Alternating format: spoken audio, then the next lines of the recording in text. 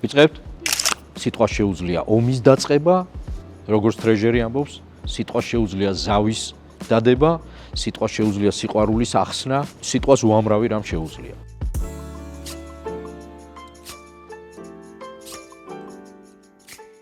მე ვარ მასწავლებელი, ამჟამად აზროვნების აკადემიის სკოლის აკადემიური დირექტორიც და სიტყვების გონებაში აკინძვას ჩემთვის აქვს უზარმაზარი მნიშვნელობა.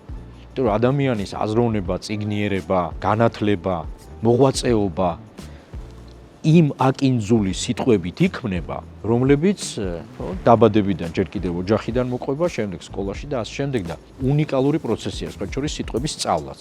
მინდა ამას შევეხო ღონისძიების დროს. სიტყვას თავისი ძალა აქვს, მაგრამ ასევე სიტყვას აქვს თავისი ციკლი.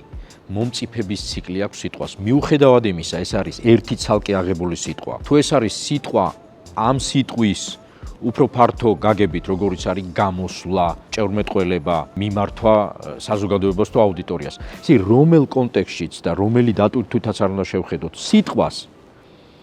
სიტყვა არის ციკლი. ის მწიფდება.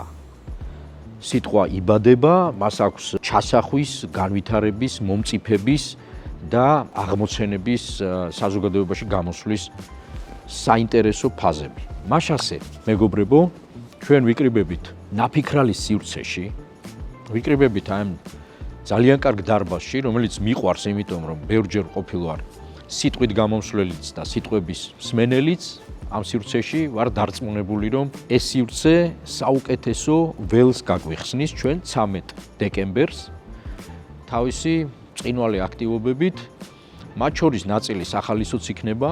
ყველაზე მნიშვნელოვანი ჩვენ ვიფიქრებთ, შევქმნით სივრცეს, რომელშიც ფიქრს აქვს აზრი და მნიშვნელობა და ვიტყვით ბევრ სიტყვას. ფსიქოლოგები თავისი კუთხით შეხედავენ ამას, ფილოსოფიური განხილვა გვექნება სიტყვის ძალისა და ასევე გვექნება პერფორმანსული სახის ჩვენ გვეყოლება სიტყვების დიდოსტატი. ადამიანი, რომელიც სიტყვას მშვენიერ ქარგაში სვამს და ასე გვაწვდის.